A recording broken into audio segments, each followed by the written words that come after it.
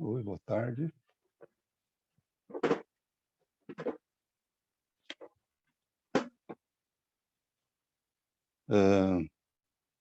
Hoje é o 11º Ler o Vizinho. Nós estamos mais ou menos tentando fazer a coisa ao ar livre, por já ter dado certo da outra vez, que nós fizemos na Augusto Severo. Então, nós estamos tentando reproduzir aqui, mas parece que está dando um pouco sombreado aqui. Bom, então, para reprodução em 5/12, primeiro domingo de dezembro, às 16 horas, pela Pinacoteca Benedito Calixto, pelo YouTube. O Ler o Vizinho remonta à oficina de capa artesanal de livro acontecida junto aos alunos da Escola Estadual Santa Cruz dos Navegantes. Isso na década 10 desse século atual, né? Advinda de contato superficial com o morador dali por ocasião da pintura da Fortaleza de Santa Cruz dos Navegantes, do Canal da Barra.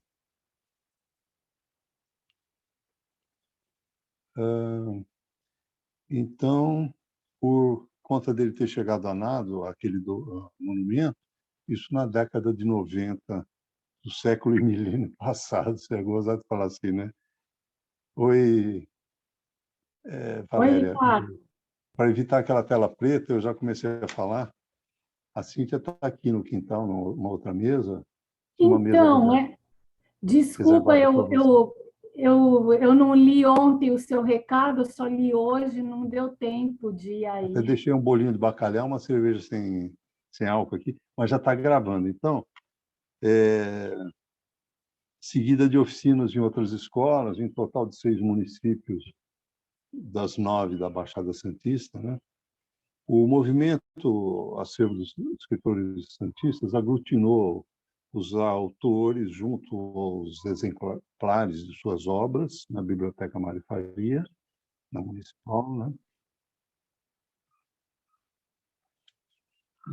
Oi, Cíntia, boa tarde. E ali onde está instalado no Posto 6 da Praia da Aparecida de Santos. Então, a última resenha aconteceu paralela ao Festival Leia Santos, no centro da cidade, ali junto ao Paço Municipal, né? Agora, o livro Mambembe é outra cria do acervo, assim como o Vizinho, e agora ele foi premiado pelo prêmio Célio Nori, né? Então, na sua forma digital, de oficina, e já esteve presente a convite do Leia Santos em seu festival, na forma presencial de oficina e pedal. Então, aqui a gente dá sequência como em contrapartida social de cada projeto já contemplado e aberto aos futuros projetos literários contemplados, novamente, por editais públicos. Então, a gente tem a Cíntia Panca, no Conto de Encantos, e tem o Desnudo do Mar Selvagem, no meu caso. Já o Diário da Formiga Jerusa, da Valéria, ela fez as próprias expensas, né? O selo do acervo dos escritores santistas, em contracapa de exemplares literários, é sinal de apoio à publicação em forma de revisão ortográfica prestada pela Valéria Florenzano, como acontecido no livro, na obra que eu acabei de citar, a minha, né? Projeto contemplado pelo Faculte 8 de 2019.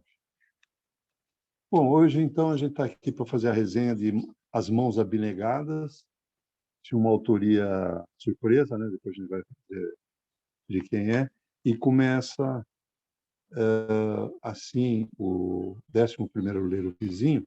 Então, queria dar boa tarde para a Cíntia, que ainda não tinha falado nada. Ela está por aí, Cíntia? Cíntia, você Estou está por por aqui, aí? sim, Ricardo. Então, Estou por aqui.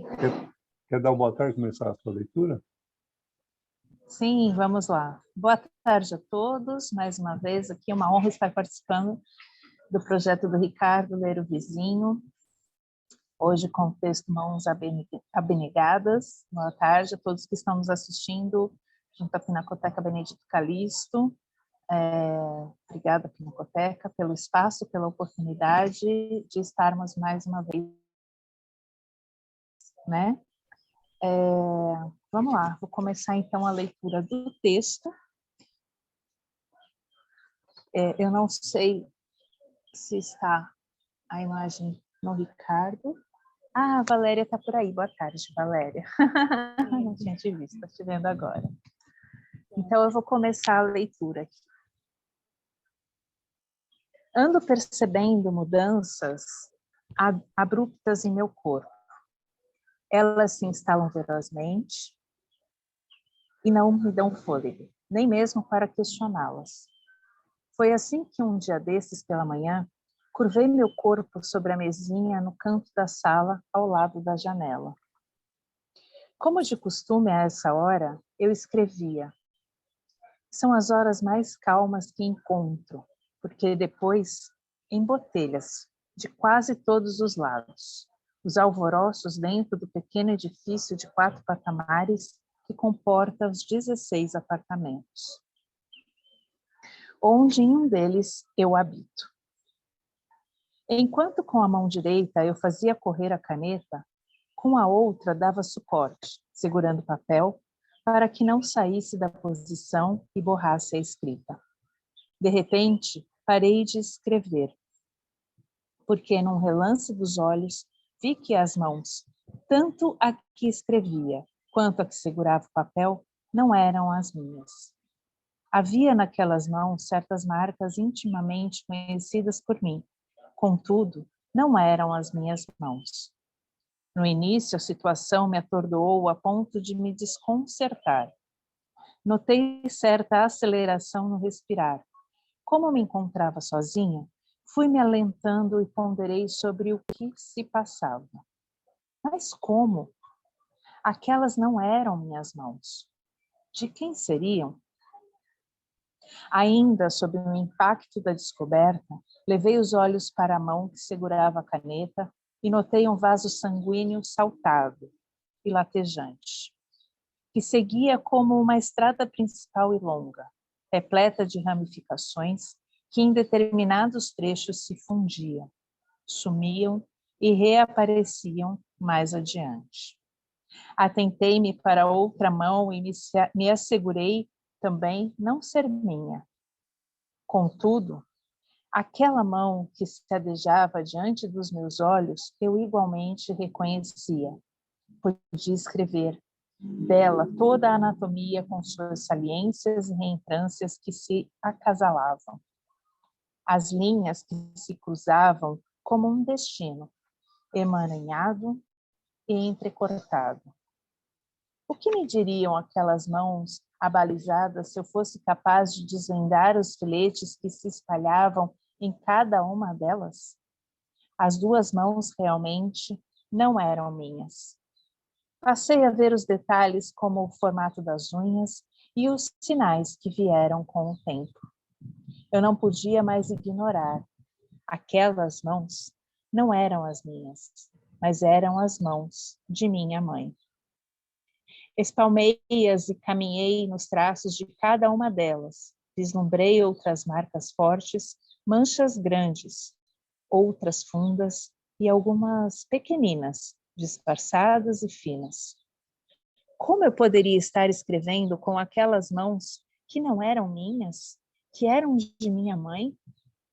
Imaginei, então, que as mãos de minha mãe poderiam ser agora minha herança. Com elas eu escrevia, fazia bolo para os filhos quando me visitavam. Também com elas segurava ao colo os netos, 1, 2. Fechei os olhos e levei as mãos à cabeça. Tive a mesma percepção de quando os dedos se entrelaçavam em meus cabelos e acarinhava-me como costumava fazer. Sentávamos uma ao lado da outra. Ela ia se ajeitando até que suas mãos alcançassem minha cabeça. A minha cabeça logo pendia e o mundo se apagava por instantes. Impossível esquecer tais afagos. E agora que eu tinha herdado o legado de minha mãe, aquelas mãos, nada mais ia me faltar. Com as mãos de minha mãe, o mundo era melhor. Não ia me carecer o cafuné e nem o sabor do café, docinho, que só ela sabia tão bem fazer. Valéria, agora é com você. Obrigada, Cíntia. Bom, vou continuar a leitura. Quantas vezes eu havia olhado o mapa que havia nas mãos de minha mãe. Um mapa da vida com todas as passagens percorridas, com portas abertas, acessos e seus atalhos. Eu deveria ter me atentado mais, porque havia naquelas mãos uma linha grossa, forte, acentuada, que me apontava. Essa é a linha do amor, da compaixão. E agora, esse horizonte amplo vinha me abastecer de tantas circunstâncias. Vinha me abastecer de tantas circunstâncias, deixar-me plena a tal ponto de eu titubear entre a alegria e o espanto. E quanto mais eu olhava para as mãos, mais eu descobria os seus poderes, a infinitude de possibilidades, porque as mãos de minha mãe eram milagreiras na arte de dividir o alimento, o pouco que havia quando os filhos eram pequenos. Nós, os filhos, tínhamos olhos de fome, e depois da divisão, ela ressurgia com um tantinho a mais, um pedacinho que fosse. Era como se, enquanto comíamos, ela realizasse o milagre da multiplicação, a multiplicação de dividir a porção que lhe cabia. Só entendi isso bem mais tarde. As mãos de minha mãe não paravam de se movimentar. Foi com elas que minha mãe nos apontava no céu as estrelas. Ela gostava de nos mostrar as estrelas. O céu está todo iluminado, ela dizia. Olha, aquela lá é a estrela d'alva e aquela outra, o Cruzeiro do Sul. As mesmas mãos que faziam brotar toda a semente. Nas bordas da casa, as flores se exuberavam, principalmente as roseiras. Ela plantava e as flores se ofertavam em pencas, rosas brancas perfumadas. Os galhos vergavam em cada carregamento e as abelhas e os beija-flores faziam festa.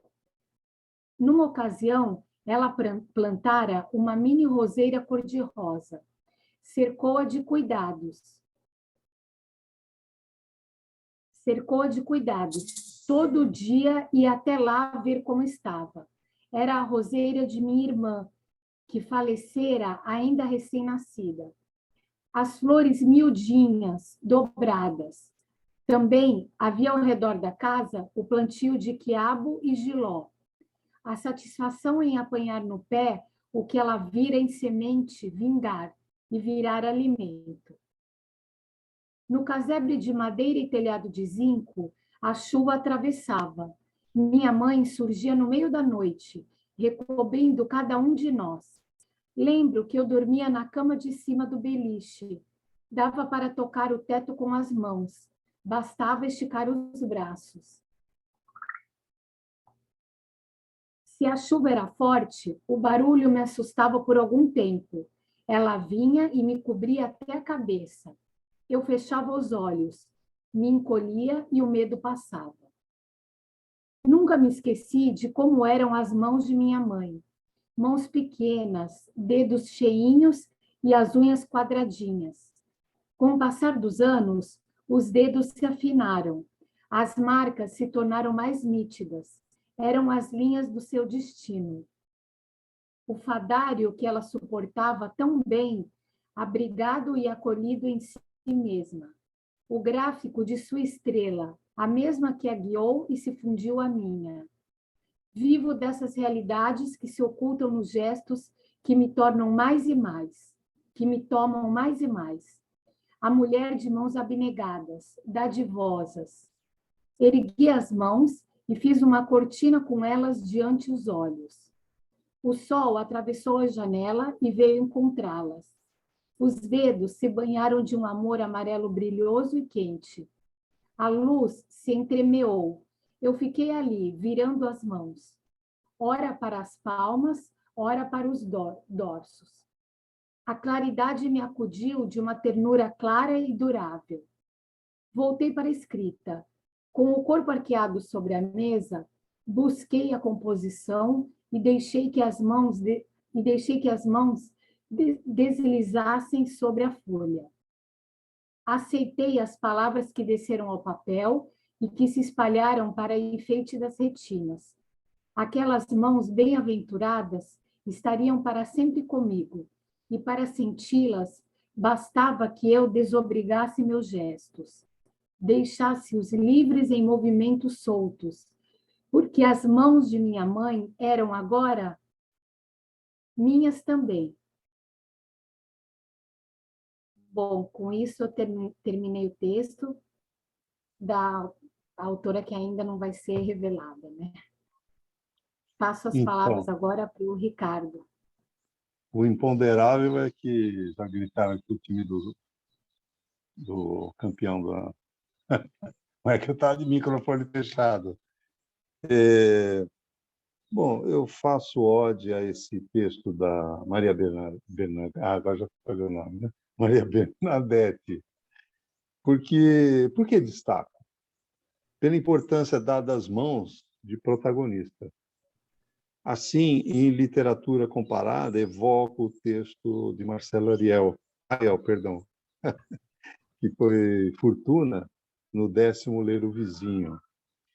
Este sinerge com a percepção de Bernadette, com reconhecida importância à imagem das mãos, merecedora, portanto, de destaque, seja pela ausência de mãos em protagonista do texto do Rael, seja pela presença marcante na de Bernadette. Basta acessar o link postado em comentário abaixo para saber do que se está falando. Ou seja, assistindo à resenha anterior da obra do Rael, referenciada aqui.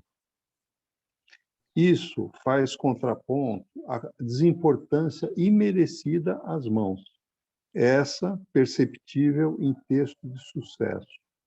Assim, que sono maravilhoso, jamais sono algum o refrescara tanto, nunca se sentira tão novo, tão rejuvenescido. Ou, quem sabe, talvez tivesse morrido, perecendo, para ressuscitar logo depois sob um aspecto diferente? Mas não, ele se reconhecia a si mesmo, reconhecia as mãos, os pés, o lugar onde se encontrava. Reconhecia a esse eu no seu âmago, a esse Siddhartha, homem teimoso, esquisitão. E, todavia, era um Siddhartha modificado, renovado, surpreendentemente refeito, desperto, alegre, curioso. Hermann Hesse em Siddhartha, e-book, página 96. Em disputa reza ao chão, em termo vulgar, eu diria uma nega de 3, entre as 3, né, do Hermann Hesse, do Rael e da Bernadette. Fica fácil perceber que, independe de qual seja o gênero do autor, há enfoque sobre a utilidade da mão, esta tão universal para os humanos, com seu polegar opositor, este que nos diferencia dos demais mamíferos com suas simples patas.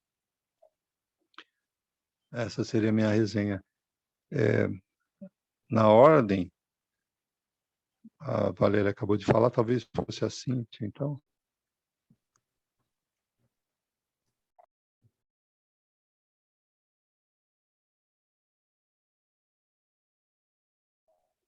Tá ótimo. Toma, então, a palavra para passar para vocês. Então, a minha resenha em relação ao texto, né, da Maria Bernadette B. de Oliveira, As Mãos Abnegadas.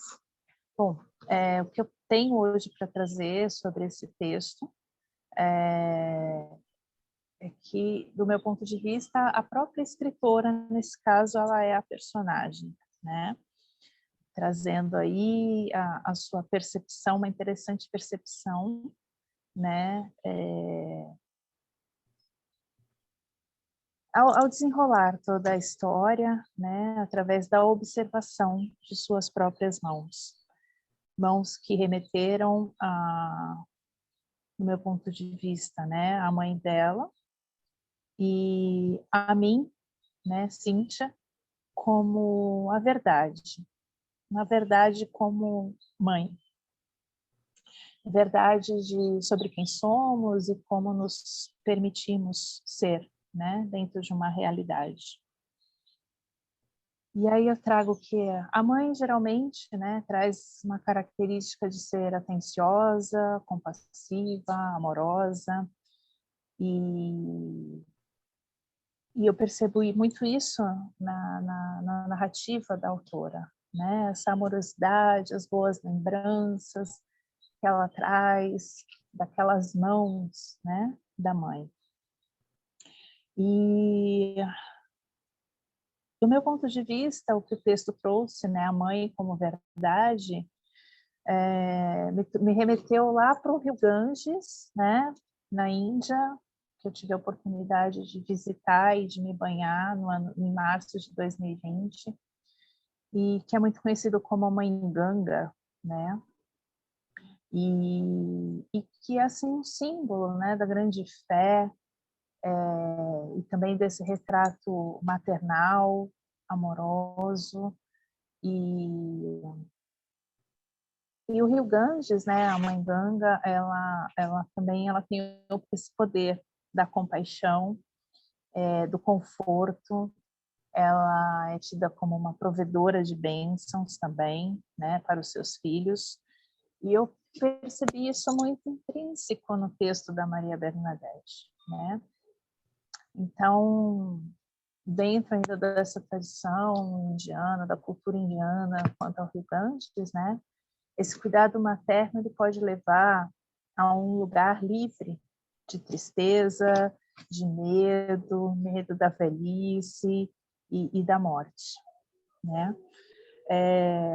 Disse também lá na cultura indiana, né, que a deusa Ganga, ela está ciente dos nossos medos, dos nossos desejos mais profundos. E ela assume, né, esses sentimentos, deixando com que a gente seja purificado e, ao mesmo tempo, fortalecido. Então, essa mãe Ganga, como verdade, é uma força muito poderosa, né? E o elo, ao mesmo tempo, é um elo com a natureza, os seres humanos e a divindade que existe em cada um de nós. E aí, no texto, né, eu posso também trazer aqui um comentário de as mãos, né, as mãos que sacrificam-se em benefício do outro, que é essa compaixão, né? Quantas mães sacrificam-se aí em benefício de seus filhos e netos? Quantas verdades são sacrificadas, né, para nutrir o ego? Então, o texto, ele, do meu ponto de vista, ele evidencia uma mãe recordando-se, né, da sua mãe, né, através de suas mãos que escrevem, as mãos que tecem, mãos que criam, mãos que contam histórias, e que, mesmo num corpo cansado, ainda trabalham. Então, assim, eu percebo no texto da autora, da Maria Bernadette, uma sutileza que me encantou profundamente, né, nos detalhes que ela descreve ali ao longo da narrativa, e como ela coloca essa mão como uma ferramenta também, né, do escritor que segura a pena e lança sobre o papel ali a sua essência, a sua criatividade, e por vezes transforma-se num canal, né, de informações. Então, eu coloco aqui também que evidenciado está aí a fase de colheita, né, da autora, uma fase de maturidade ali, onde ela, através das mãos, ela tem essa realidade. Então, eu vou aproveitar aqui para rapidamente citar alguns trechos, né, de um livro que eu estava lendo, que diz assim: vejo em seus gestos, em seus olhos, um certo temor, alguma desconfiança. Você plantou, você colhe. De nossa força e determinação nos embates entre os desejos do corpo e as inspirações da alma. Vejo tudo o que me falta, vejo tudo o que me completa. Só eu tenho esse dom de enxergar a sua verdade, o seu esplendor. O brilho da infância esperançosa instalado no olhar e no sorriso, em perene fogos de artifício, fluindo estrelas de 1000 cores. Esses são trechos do livro Entre o Mago e a Imperatriz, da escritora paulista residente aqui em Santos, Sônia Adarias Soares.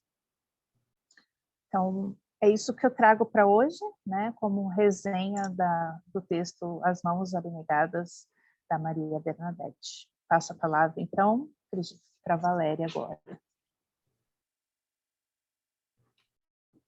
Obrigada, Cíntia. Boa tarde a todos, né? Não tive oportunidade de cumprimentar todos, a Cíntia, o Ricardo. Agradeço pela oportunidade de estar aqui, né? Dividindo com vocês um pouco das coisas que eu penso, né? Então, agora eu vou fazer um comentário sobre essa história que foi lida, né? As Mãos Abnegadas. Bom, a história de um sugestivo e profundo, né? As mãos abnegadas, ou seja, mãos de quem se sabe desinteressadamente por alguém.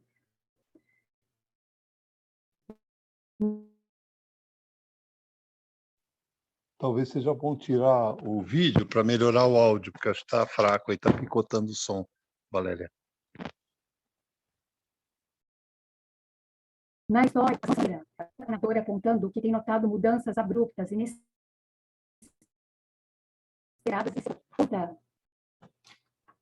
conta que estava escrevendo como de costume. De repente, surpreendentemente para nós, leitores, ela enfatiza um estranhamento em uma parte do corpo, as mãos, sentindo que as mãos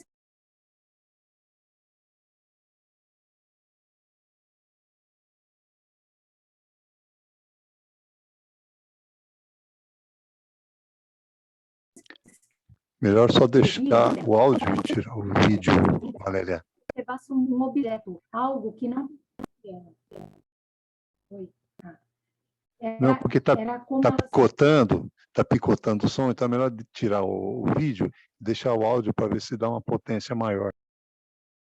Está picotando. Ah,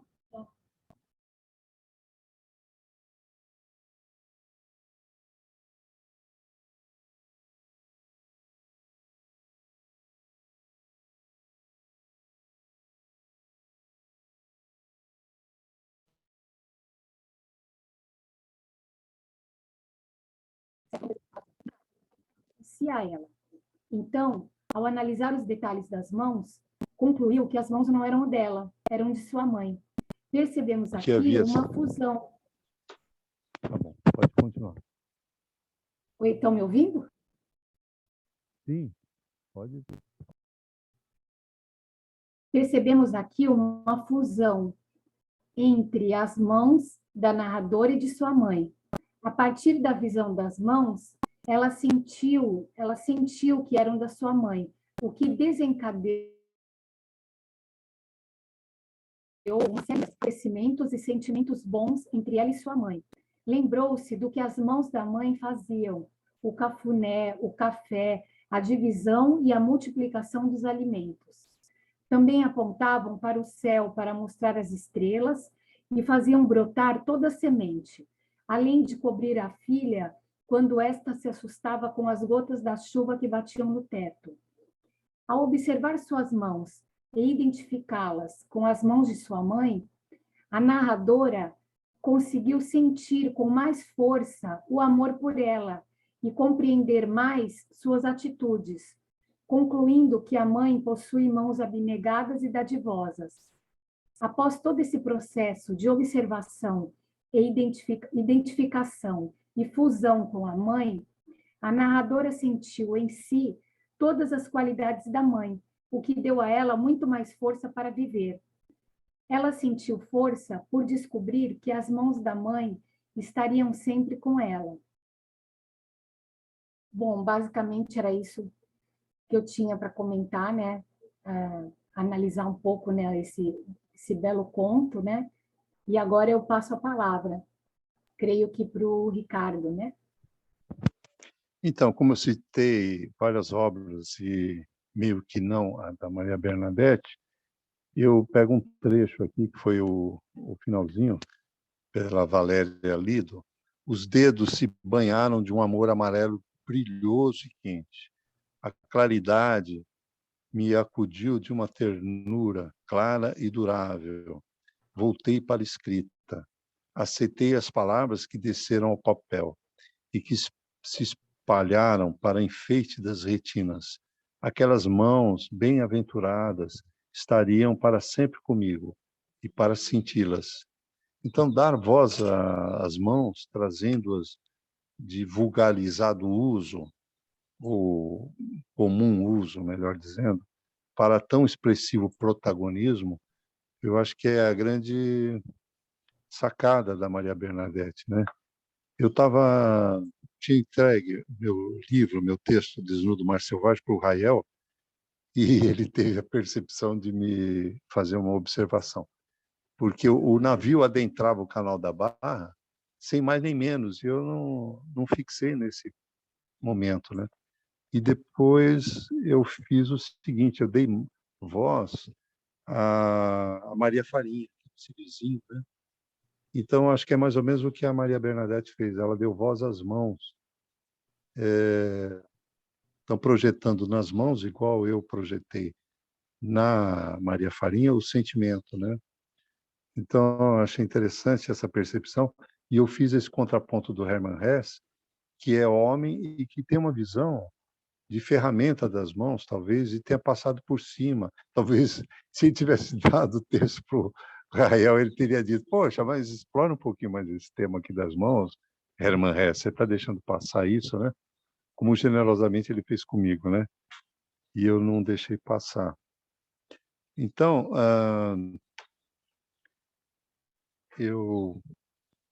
vocês teriam mais alguma coisa a acrescentar? Cíntia?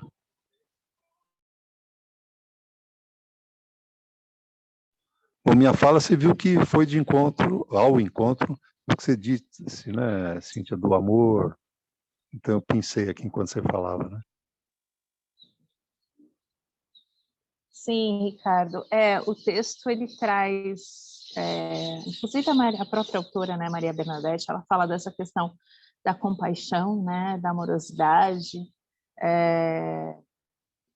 E a gente que lê o texto, sabendo um pouquinho mais, né, da biografia da autora, sabe que ela tem os netos, tem os filhos, e que ela traz isso, esse amor, essa compaixão por meio familiar.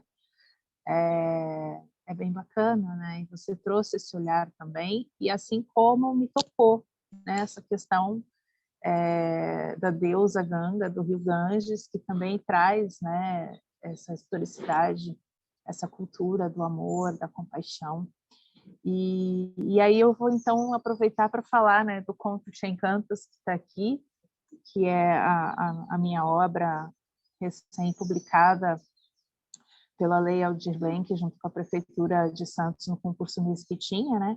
Que fala justamente também dessa questão do amor, né? Em alguns contos tem uma indagação do que é o amor, se você sabe o que é o amor.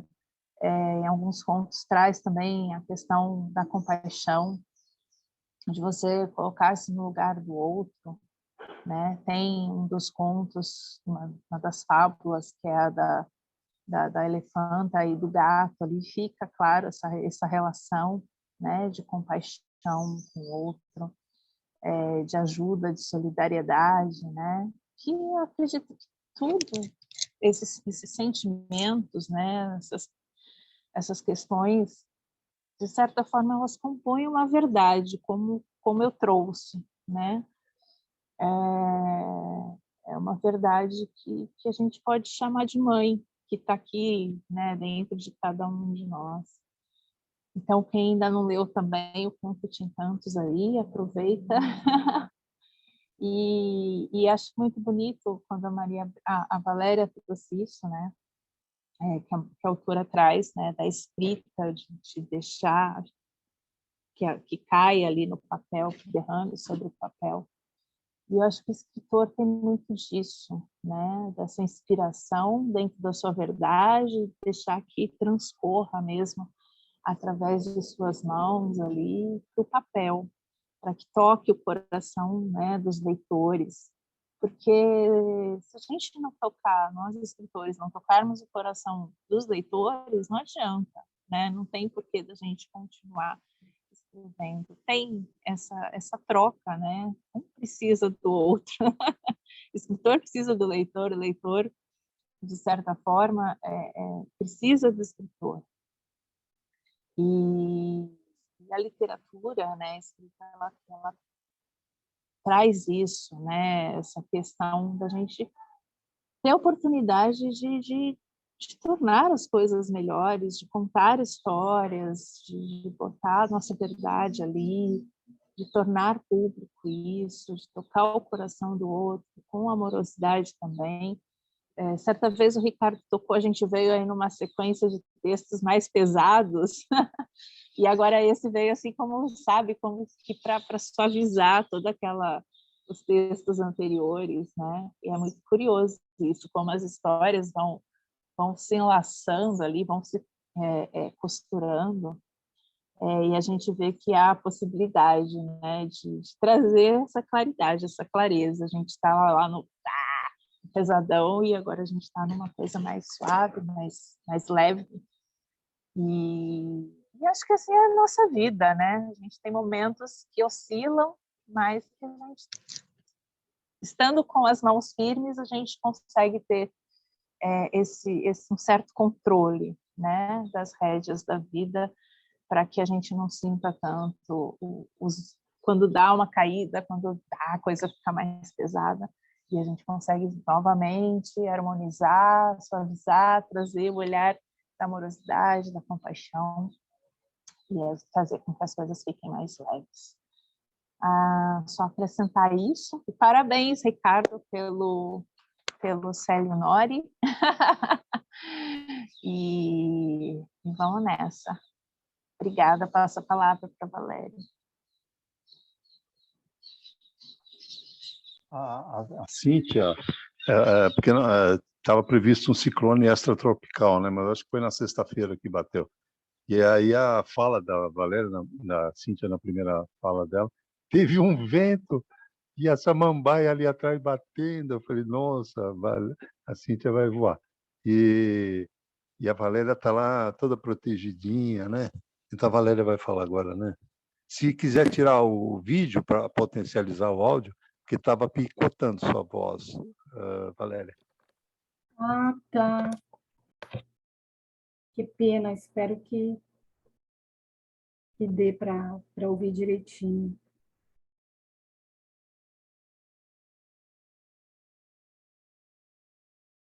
Bom, tudo, né? Porque... Quer acrescentar alguma coisa, Valéria? Sim, eu gostaria, sim. Eu queria falar um pouco sobre o que me tocou nesse texto, né? Um texto que mexe bem com o emocional, né, da gente, toca a gente de uma maneira bem positiva.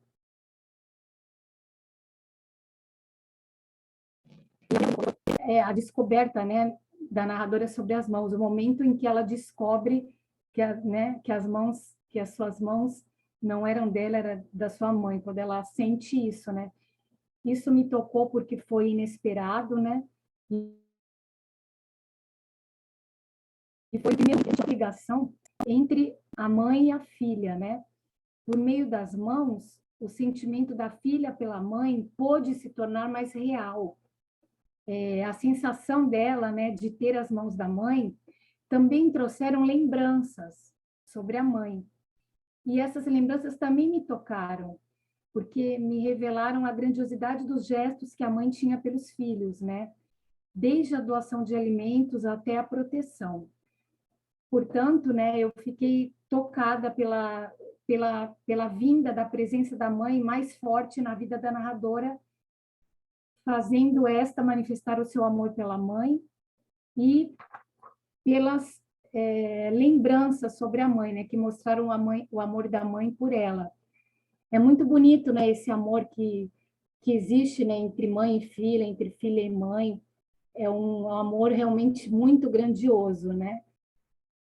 Quem é mãe, né, pode concordar com essas palavras que eu digo, né? Apesar que eu não sou mãe, mas eu sou uma filha, né? Uma filha muito bem cuidada pela minha mãe e eu sei realmente que é um amor muito grandioso, o amor entre mãe e filha e entre filha e mãe, né? E as palavras do Ricardo, né? Ele fala da realmente é curioso, né? A gente está lendo um conto agora sobre as mãos da mãe, né? E no conto anterior que a gente leu, né? A Fortuna do Rael, também teve a questão das mãos, né? Mas de uma maneira bem diferente, né? Que era do mendigo que infelizmente não possuía as mãos, né? E agora a gente vê a questão das mãos fazendo a gente lembrar do amor da mãe. E concordo muito com as palavras da Cíntia, muito bonita, sobre a questão da mãe, a divindade de mãe, né, que é cultuada por muitas pessoas no mundo, que a gente pode chamar da mãe natureza, que eu acredito muito, né, que existe e que traz para a gente uma força muito grande, pode ajudar a gente em momentos muito distintos, né, a gente conseguir resgatar dentro de nós esse amor da mãe, a mãe trabalhando dentro de nós para acabar com as nossas dores, né, com as coisas ruins que a gente às vezes sente dentro da gente. Mas era isso, termino aqui as minhas palavras, né? Agradeço mais uma vez por essa oportunidade de estar compartilhando com vocês as impressões que eu tenho desses contos aí muito bons que a gente tem visto, né? Obrigada mesmo por tudo, agradeço por me ouvirem, um abraço grande para a Cíntia, para o Ricardo, e até uma próxima, né? Bom, agora está havendo um conselho indigenista dos Yanomami e eles enaltecem a figura feminina da natureza, né? Então tem essa coisa do poder e do ser, né? Eles cultuam a paisagem como sendo a montanha, a mãe deles, ou a tia, ou a avó. Então eles reconhecem como sendo um personagem da história deles, familiar até. Então esse amor filial eles projetam na figura da paisagem, né? Que eles convivem do rio, tudo. Então está vendo hoje desde ontem já, né? Eu estava participando, né? E tinha a questão da desnutrição das crianças, né? Porque a mão da mãe leva a criança a se alimentar. E de cada 10 crianças Yanomami, 8 estão desnutridas, né? Então, eu falei sobre a Zilda Arnes, que já não está entre nós, que é uma pediatra que faleceu no terremoto do Haiti, que fazia na pastoral da criança essa pregação, vamos dizer assim, da multimistura, que é um suplemento alimentar que salvou muitas crianças da desnutrição. Então, eu lembrei dela e estava numa sala, assim, subsala, né, da alimentação. Falei sobre isso, né, para que próximo à reserva Yanomami tivesse uma paróquia, talvez, e ali fosse veiculado esse alimento, né. Falei com um grupo de oração de São Paulo também, para ver se agilizava. Também um enfermeiro padrão aqui de Guarujá, que milita, né, na Igreja Católica, tudo. Então, acho que as mãos, elas existem. Agora, o que é feito das mãos, né? Quer dizer, jogar mercúrio para extrair o ouro, né? É uma das coisas que são feitas. Agora, e as outras coisas que são feitas, né? Então, o valor que se dá, né? Uma vez a Valéria falou essa coisa da disputa do homem na sociedade, né? Pelo ter, né? Às vezes em detrimento ao ser, né? Então, aqui como predomina o feminino, né? Que são vocês duas, então reverencio isso, e o amor filial independe de ser mãe ou filha, né? E a Zilda Arnes era uma pediatra e tinha um amor filial pela humanidade como um todo, né? Na sua plenitude. Então, bom, o programa Ler o Vizinho é parte integrante do projeto Desnudo Mar Selvagem, contemplado pelo Facult, Fundo de Assistência à Cultura, em seu 8º concurso de apoio a projetos culturais independentes do município de Santos, e presentifica o espírito da lei ao perenizar a iniciativa premiada, aqui extensiva aos pares. Então, o prefácio do Marcelo Ariel, que eu troquei com o Rael naquela hora, diz assim: com histórias e personagens entrelaçados, estilhaços, memórias, sonhos antigos e paisagens que desapareceram, costura heterodoxa, profundos abismos de sonho do inconsciente, o caiçara pós-moderno, a figura do imigrante e a do caiçara, o centro do livro, dicção sutilmente parnasiana, misturando tempos e vozes com sua saga, caráter de manifesto atemporal de defesa da delicada fragilidade. Desloca para a zona de extrema solidão dos pedaços de um barco destroçado pelo furor de um mar chamado tempo. Então, essa obra presentifica autorais livros artesanais em Santos, Catanduaru, Poesia Rua, Caiçara em Haicai, Uma Chama Atlântica, da Mata Atlântica Neruda, o Diálogo Caiçara com Saturnino de Brito, as canções Chatice Sem Você, Reboca o Navio, Brincante Charlot, Sua Música, Choro na Medida e Minha Antropofágica Santos. E as antologias Poetando, Haicai Caiçara, Caminho das Águas e Mulher Caiçara Onde Estiver. Em seus autorais, Ler o Livro, né, do acervo, Livro Mambembe também, Oficina e Pedal. E em coletivo, na Concha Acústica, Aquário, Biblioteca Mário Faria, Pinacoteca Benedito Calixto, e escolas municipais e estaduais da região, e Museu de Pesca. Então, nós tivemos em várias escolas, né, dos municípios vizinhos e até daqui também.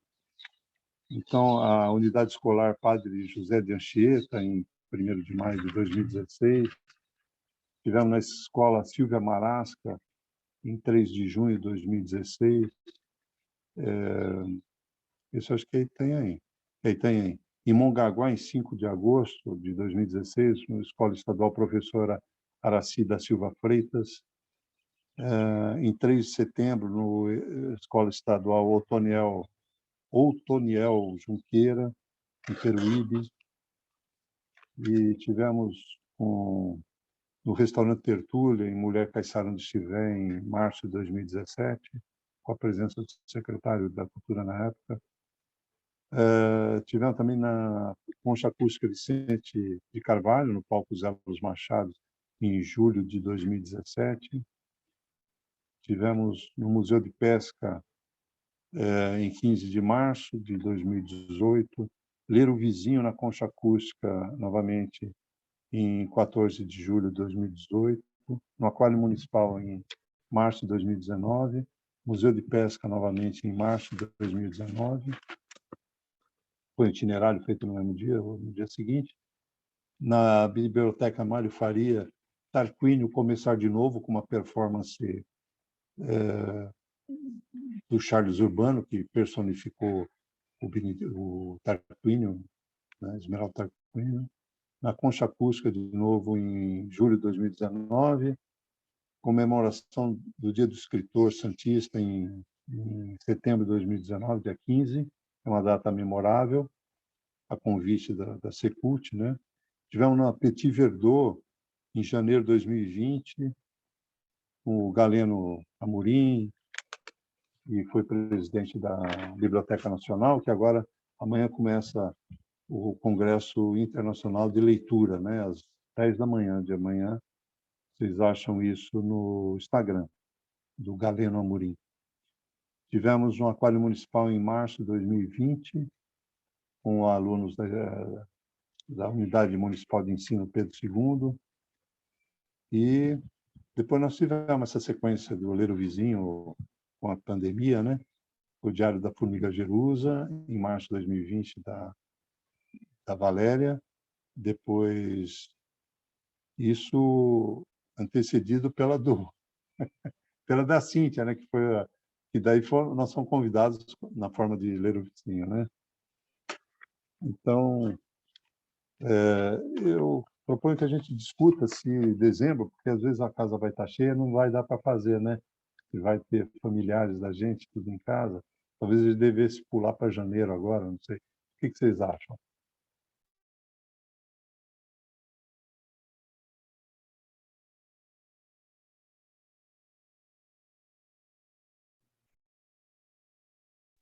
Você quer dar opinião? Sim. Eu, por mim, sempre nessa época, né? Acho que vai ser pós-Natal, provavelmente, entre Natal e Ano Novo.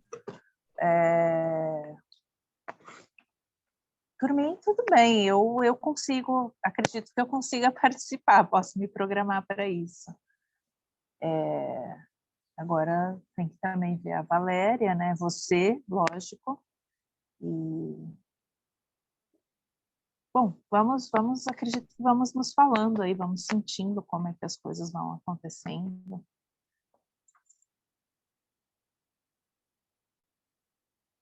Por mim também.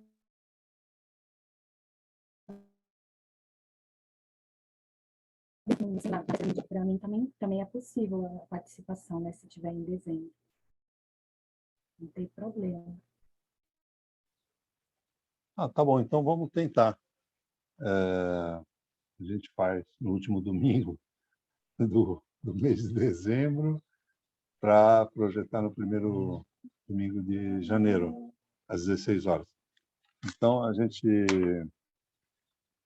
encerra por aqui. Eu queria agradecer. A gente está num ambiente aqui mais natural. A gente foi estimulado a fazer assim. A Valéria tem uma mesa para ela aqui em casa também. Eu guardei um bolinho de bacalhau e uma cerveja sem álcool para ela. Então, nós vamos rachar. Vai ficar um bolinho e meio para mim e para a Cíntia. E a Valéria, a gente guarda. Não, a gente compra de novo. Não vai guardar, não. Tá bom? Então, um abraço a todos. Bom final de semana. E até mais ver. Tchau. Tchau, tchau, boa tarde a todos. Obrigada pela audiência, obrigada pela participação. Obrigada, Valéria, um beijo, um abraço para você. Obrigada, Ricardo. Tchau, tchau. Obrigado a você. Obrigada.